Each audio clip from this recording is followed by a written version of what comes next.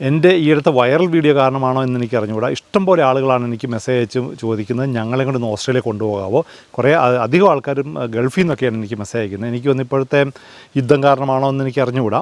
Anyway അത്ര ആൾക്കാരോട് പറയാനുള്ള കാര്യം ഞാൻ ആരെയും കൊണ്ടുവരാറില്ല. എനിക്ക് ആർക്കും വിസ കൊടുക്കാനും പറ്റിയില്ല.